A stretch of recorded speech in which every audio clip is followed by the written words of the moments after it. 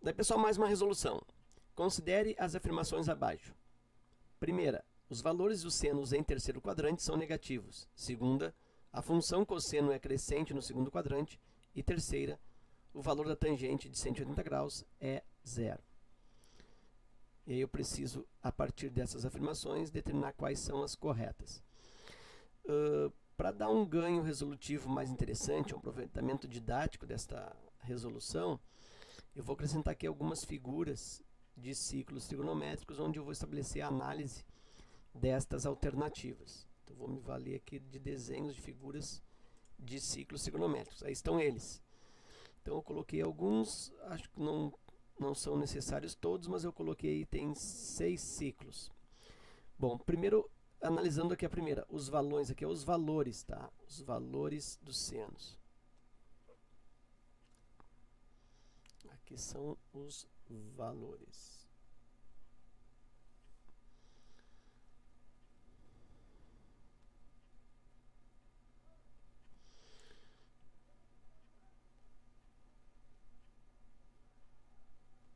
Então diz, os valores dos senos em terceiro quadrante são negativos.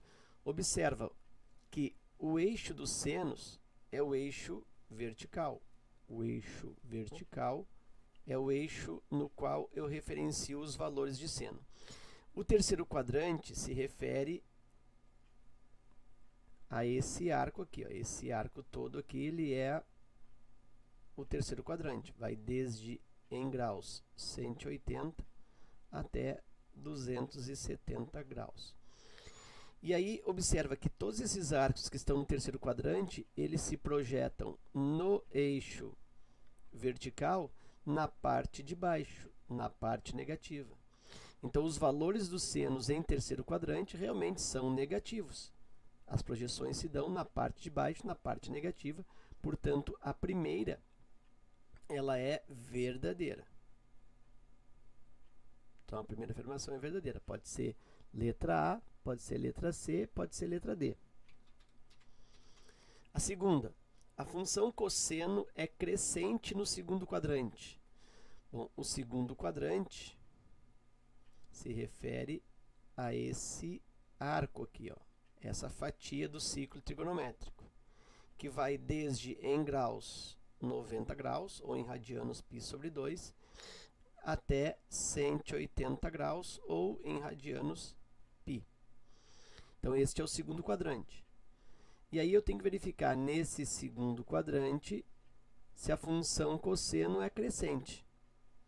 Então, pensa assim, na medida que eu venho aumentando os arcos, por exemplo, aqui 100 graus, 120 graus, 150 graus, à medida que eu vou avançando aqui, ó, nos arcos, o que acontece? Bom, primeiro que o eixo que se referencia, ou o eixo que referencia os cossenos, é o eixo horizontal. O vertical se refere a seno, né? A palavra seno tem a vogal E de vertical. E o eixo horizontal é o eixo dos cossenos.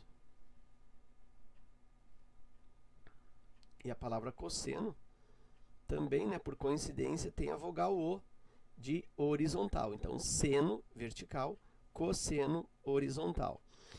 E projetando aqui, ó, esses arcos que estão crescendo aqui no segundo quadrante, ó, projetando esses arcos, observa que à medida que o arco aumenta, essa projeção também vai aumentando. O tamanho da projeção do cosseno vai aumentando na medida que os arcos se aproximam dos 180 graus, porque as projeções se dão cada vez mais à esquerda. Então, observa que esse segmento em cosseno, ele está aumentando o seu tamanho, mas está aumentando um segmento com valores negativos. É como se ele estivesse aumentando negativamente. Se ele está aumentando negativamente, ele está decrescendo, ele está ficando cada vez mais negativo. Portanto, a função cosseno é crescente no segundo quadrante? Não, a função cosseno ela é decrescente no segundo quadrante.